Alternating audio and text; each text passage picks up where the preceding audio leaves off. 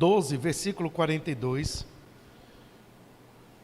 Jesus aqui, ele vai ensinar, e alguns judeus creem nele.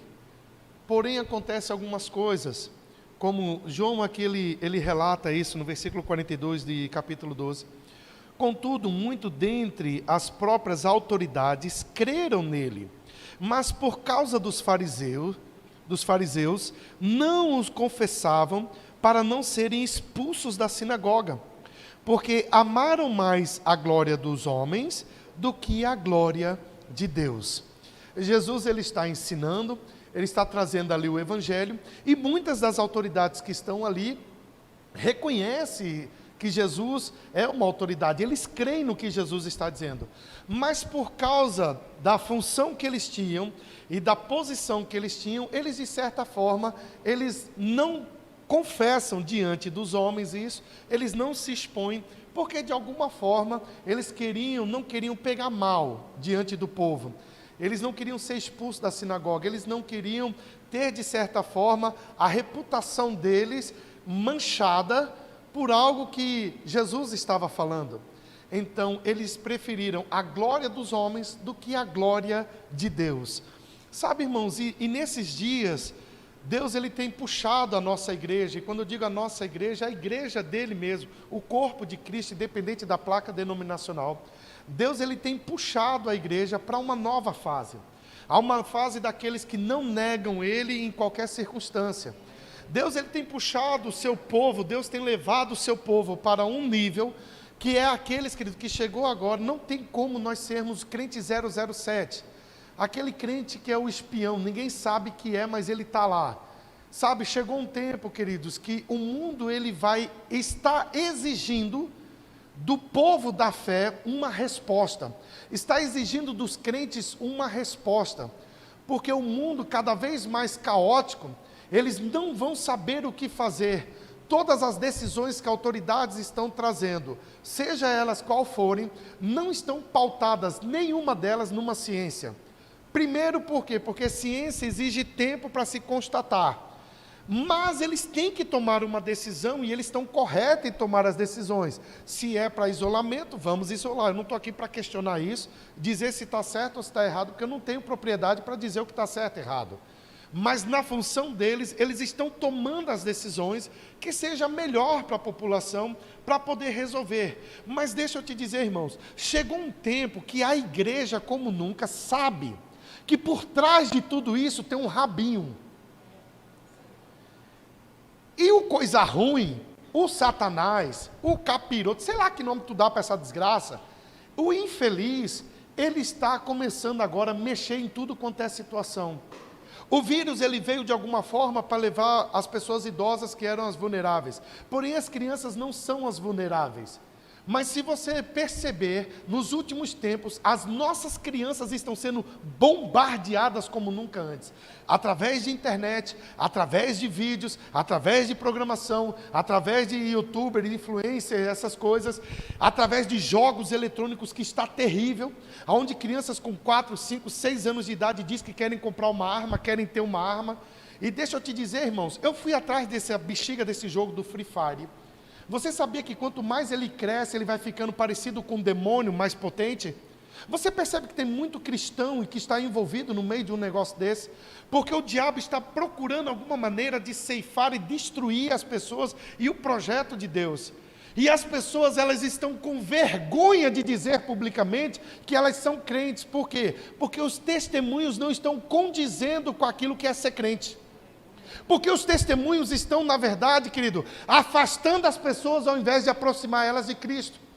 Você está aqui? Amém. E quando aqui Jesus ele está dizendo, contudo muitos dentre as próprias autoridades creram nele, tem muitas pessoas que estão crendo em Deus, mas elas estão com vergonha ou não vergonha, elas não estão querendo divulgar isso, elas não querem publicar isso, porque também, infelizmente, do outro lado, do nosso lado, no sentido dos cristãos, as igrejas se dividiram muito. Muitas placas denominacionais começaram a impedir as igrejas de ter comunhão. Pessoas que olhavam uma para a cara das outras e nem cumprimentavam porque não fazia parte daquela religião, porque não fazia parte da denominação dela, melhor se dizendo. E com o passar do tempo, em toda essa situação, algo inédito aconteceu em Pernambuco. As igrejas se reuniram, as igrejas se uniram e viram que quando nós estamos juntos, quando o vento bate, ao invés da chama apagar, ela vai aumentar o fogo. Porque quando uma brasa está sozinho, bate um vento, ela apaga. Mas quando nós estamos juntinhos, é um sopro apenas, você vai ver o fogaréu que vai acontecer. Então essas coisas começaram a cair por terra. E nós temos orado incessantemente sobre autoridades da nossa nação, para que nossas autoridades reconheçam Jesus, para que nossas autoridades venham se curvar a Jesus, independente de partido, independente de posição ideológica. Nada mais prazeroso do que ver um homem que sempre se levantou contra as igrejas, ele diz: a partir de hoje, eu entrego minha vida para Jesus, eu quero Jesus, será o maior testemunho da face da terra. Eu não sei se você percebeu isso, queridos, e eu não estou aqui defendendo ninguém, por favor, eu só quero mostrar para você o que está acontecendo no cenário atual. Mas nós temos um presidente que subiu sobre uma plataforma, ele já aceitou Jesus, eu acho que umas 15 vezes, se ele tivesse aqui hoje, ele aceitaria de novo. Mas ele dentro do palanque, ou dentro daquilo tudo, ele chamou a igreja para dentro do governo, ele disse: o meu lado é esse, é o lado dos cristãos. Independente se você goste ou não, eu não estou falando da pessoa dele, mas eu estou falando que uma autoridade, ele não se calou diante do povo. Ele disse: olha, eu tenho um lado, e esse lado, conhecereis a verdade vos libertará. Nunca aconteceu isso na nossa nação. O diabo não vai ficar feliz quando a igreja ela está sendo colocada num lugar de destaque.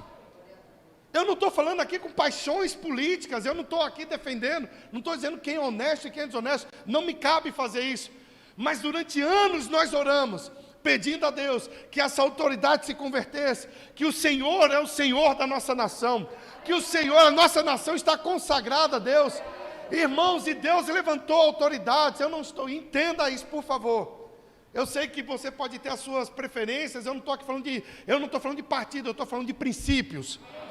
Quando alguém sobe numa tribuna, queridos, e quando diz assim: conhecereis a verdade olha, aqui é a igreja, o princípio cristão, pastores estão entrando dentro das justiças, homens de Deus estão entrando dentro dos senados, dentro da Câmara. O diabo, ele está desesperado, porque ele sabe que aonde uma luz chega, mas a gente está muito desatento às vezes, olhando e falando: ah, mas isso é normal. Não é normal. Porque aqueles que me confessarem diante dos homens, eu confessarei diante do meu Pai. A nação brasileira, que ele entrou dentro de um avivamento sobrenatural. Há um avivamento sobre a nossa nação, há um avivamento sobre o nosso estado. Nunca, querido, na história de Pernambuco, as igrejas esteve tão unidas quanto agora.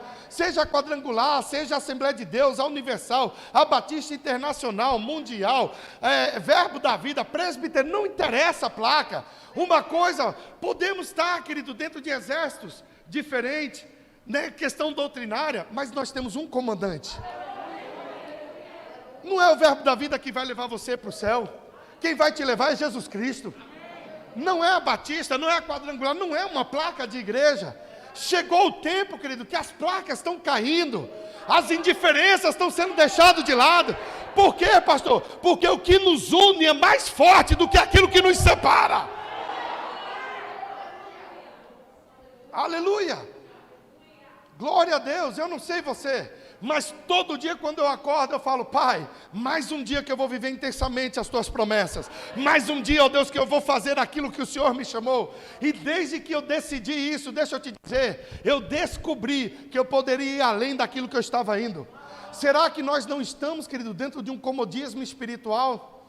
Será que nós não estamos muitas vezes preocupados em perder algumas coisas? Eu te pergunto, quantas vezes tu perdeu para Deus? Quantas vezes tu perdeu para Deus? Você deveria perder para Ele. Aleluia. Aleluia. Quantas vezes você perdeu para Deus? Quantas vezes é algo que Deus quer e você fica: mas Mas, deixa eu te dizer, faz quanto tempo que nós entregamos nossa vida para Jesus? Faz tempo, pelo menos a minha faz tempo. E quando eu paro para analisar o que eu fiz e o que eu poderia ter feito, eu vejo que a minha dívida é maior. Sabe, irmãos, quantas oportunidades nós estamos tendo de anunciar o Evangelho, mas nós estamos nos distraindo com pequenas coisas. Durante anos, querido, nós fomos enganados por um sistema religioso, enganados por situações, querido, muitas vezes, que nunca tributou glória a Deus.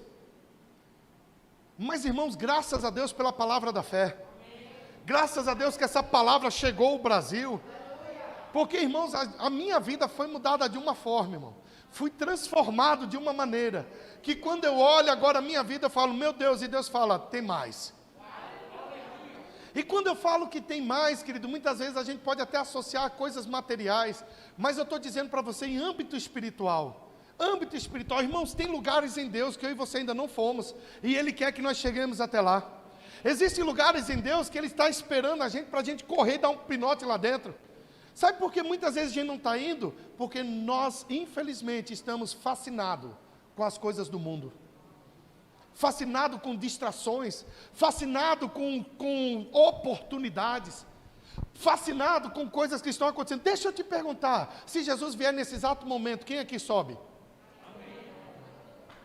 Você percebe que quase nem todo mundo tem a convicção disso? Por quê? Porque de alguma forma tem coisas que estão ocupando a tua mente, ocupando o teu coração, quando não era mais para ocupar. Vamos lá, 2 Coríntios, meu Deus do céu, vou acabar já.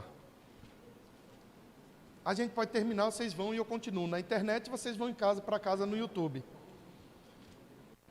Aleluia, 2 Coríntios capítulo 7.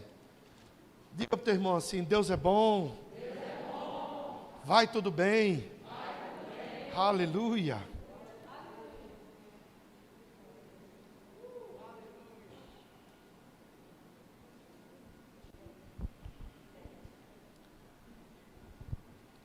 Segundo Coríntios 7, versículo 1.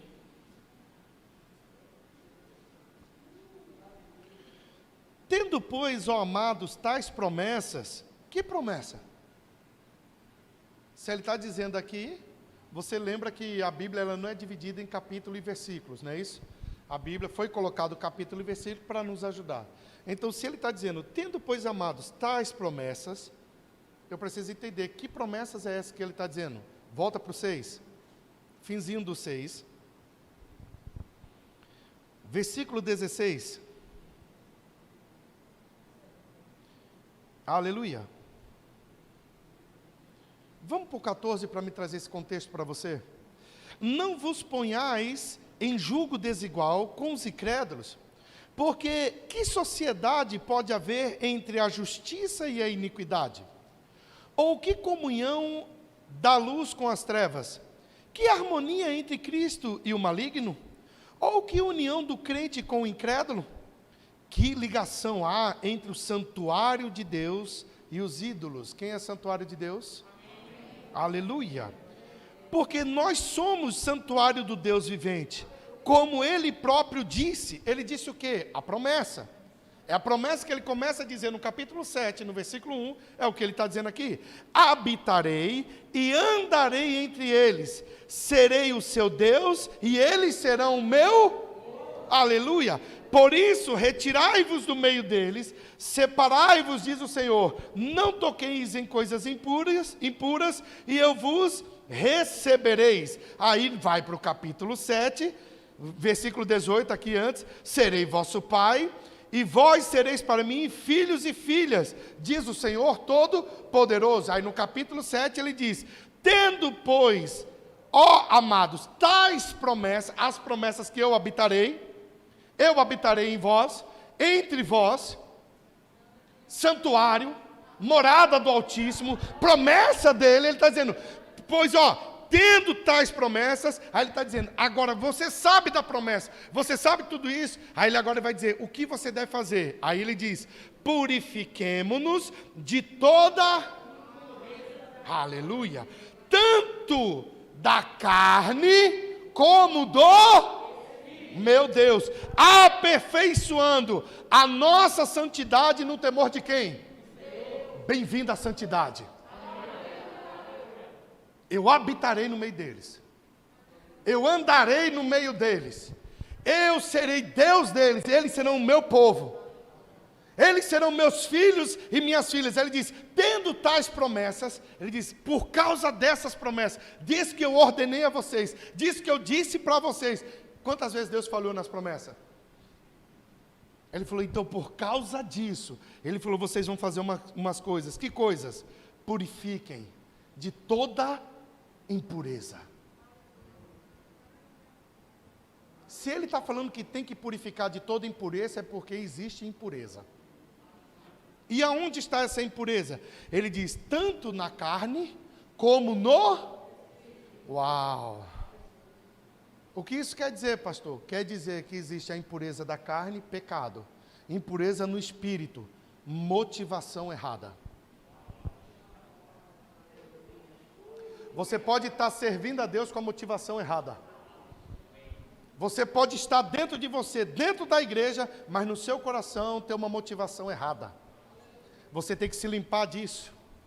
Esses homens que João está relatando, eles estavam o quê? Motivados, alinhados, ouvindo aquilo tudo, porém o que motivava eles era a glória dos homens, não a de Deus. Por isso eles não queriam se manifestar. E o que Paulo está dizendo aqui, ele está dizendo, olha, essa impureza que está na carne, o pecado, irmãos, a nossa luta não é mais contra o pecado. O pecado já foi destruído naquela cruz através de Jesus Cristo. Você sabia disso? A nossa luta é andar em santidade.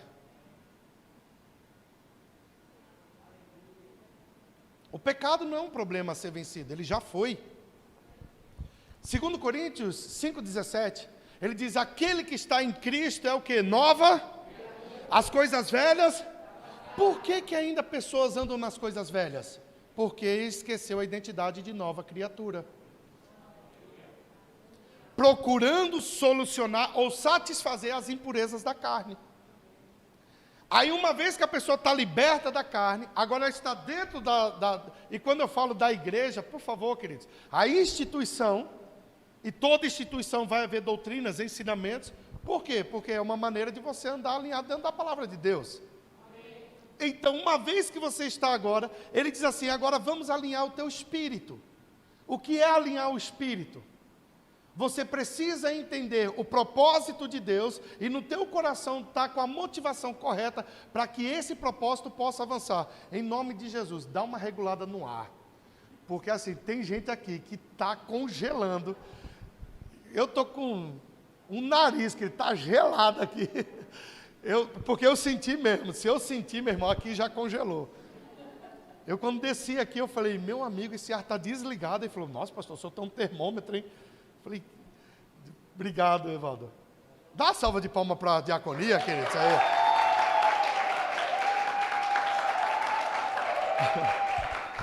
Pastor, tem que usar a viseira, eu falei, limpa para-brisa. Tem que usar, queridos, amém? Por pouco tempo. Diga para o teu irmão, falta pouco. Amém? Então ele diz assim, aleluia, purifiquemos de toda injustiça, tanto da carne como do espírito, aperfeiçoando a nossa santidade no temor de Deus. Irmãos, esse no temor de Deus me chama a atenção, porque irmãos, muitas pessoas esqueceram do temor a Deus, muitas pessoas sempre tiveram medo de Deus, mas você não tem que ter medo, primeiro porque medo é pecado, amém? Medo é pecado. Pastor, eu não sabia disso não. Vamos lá, vai para Provérbios. Deixa eu mostrar isso aqui rapidinho. Provérbios 14, 23.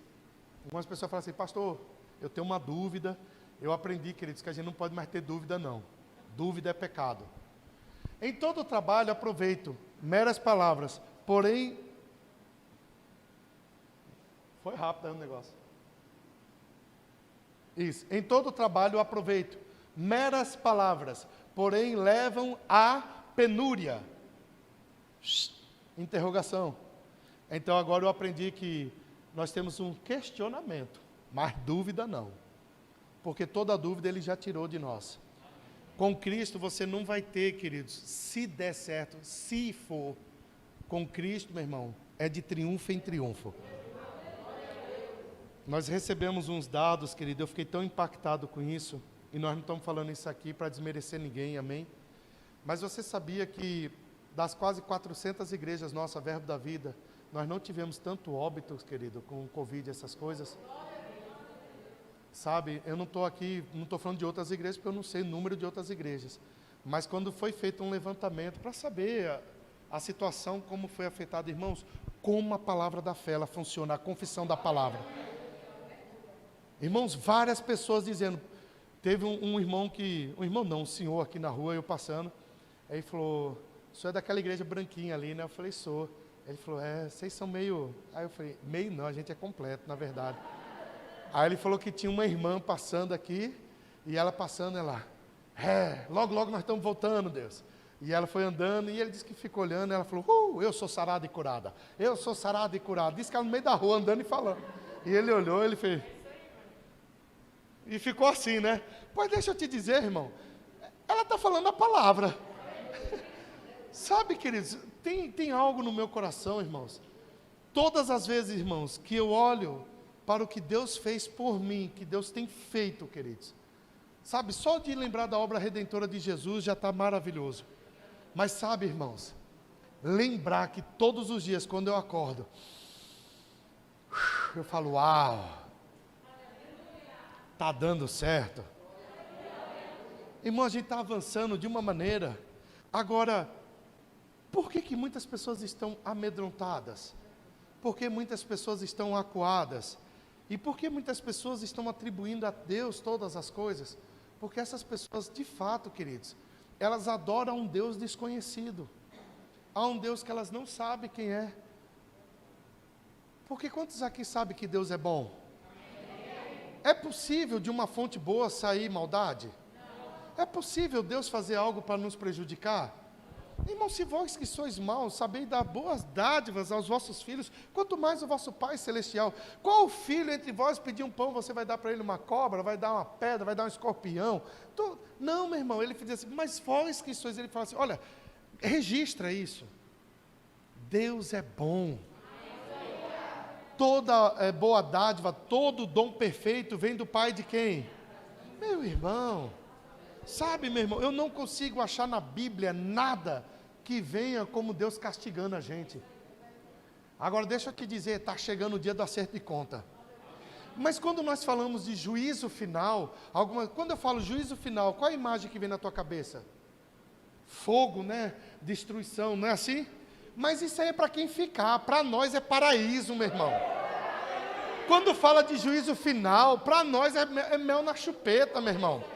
Porque juízo final não tem a ver com a gente fogo aqui não. Enquanto a igreja estiver sendo julgada lá no céu, o pau vai comer aqui na terra. Eu não vou estar aqui.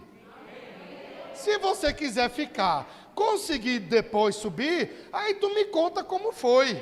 Mas eu já vou estar lá, ó. Amém, queridos. Mas por quê? Porque as pessoas, elas...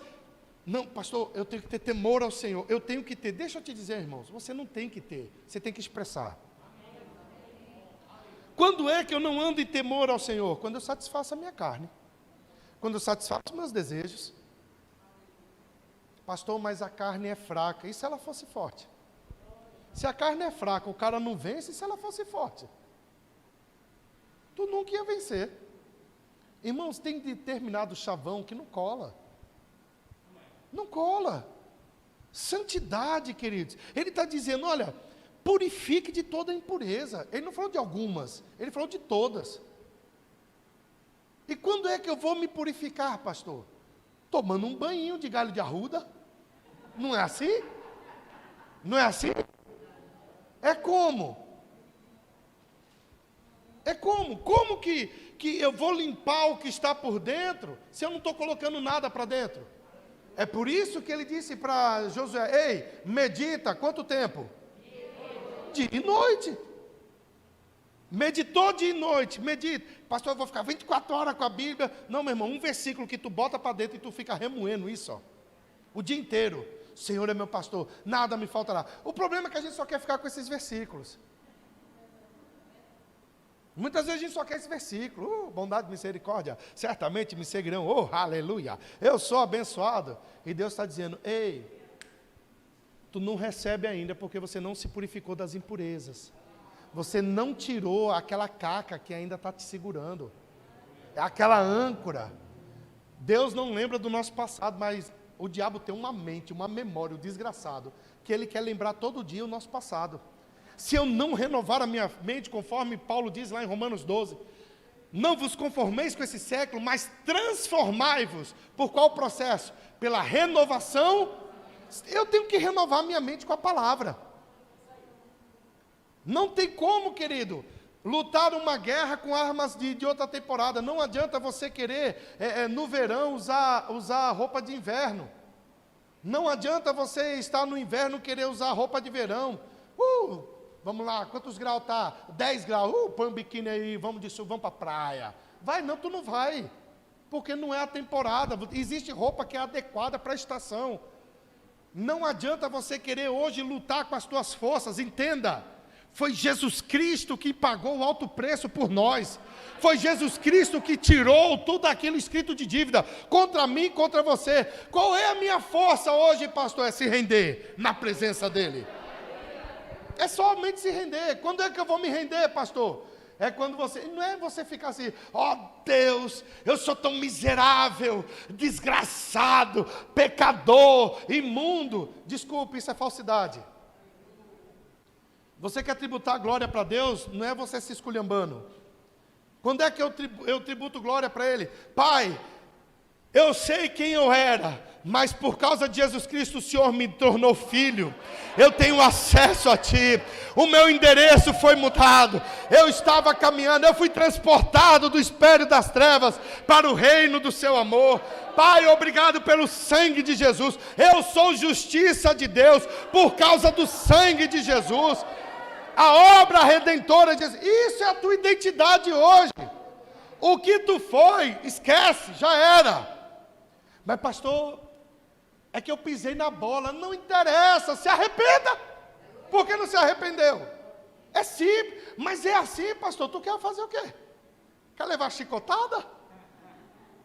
Quer fazer o quê? Botar uma cruz nas costas e sair carregando? Ele já pagou. O que você precisa entender é que religião é religar. No Velho Testamento, o homem sacrificava para religar com Deus. O homem pecava, ele sacrificava durante o dia o sacrifício. Deus aceitava, bradava no céu, está purificado os pecados, pronto. Só que o homem tentando religar o lado imperfeito para o lado perfeito. Toda hora, meu filho, coitado dos bichinhos, tinha que matar uma ruma. Por quê? Porque os homens pecavam. Então Deus falou, eu vou resolver isso de uma vez. Eu preciso só de um. E é tudo que eu tenho. Então eu vou pegar Jesus, você vai, e agora você vai morrer. Outras palavras, o sacrifício perfeito. Jesus foi o último sacrifício de derramamento de sangue. O que isso quer dizer? Que agora o homem pecou, o que ele faz? Se arrepende. Ele não tem que sacrificar. Qual é o sacrifício? João diz lá no capítulo 8, ele diz, que vos apresentei os vossos corpos como sacrifício. Então, quando tu vem para a igreja, tu é a oferta a ser queimada. O fogo de Deus não desce para queimar microfone, não desce para queimar toalha, não desce para queimar púlpito nem cadeira. O fogo de Deus desce para purificar você. É por isso que a gente se expõe ao fogo. Por quê? Quanto mais nos expomos ao fogo, as impurezas elas vão saindo. Quanto mais eu me exponho à presença de Deus, eu vou sendo moldado, eu vou sendo lapidado. E Ele só fica olhando. Quando Ele olhar e se ver, Ele vai falar, está no ponto. Enquanto Ele não vê, tome fogo para a purificação. Oh, aleluia! Oh, aleluia! Diga para o teu irmão assim, é uma frase que o pastor Humberto fala e eu gosto mais. Diga para o teu irmão assim, quem nasceu no fogo não pode viver na fumaça.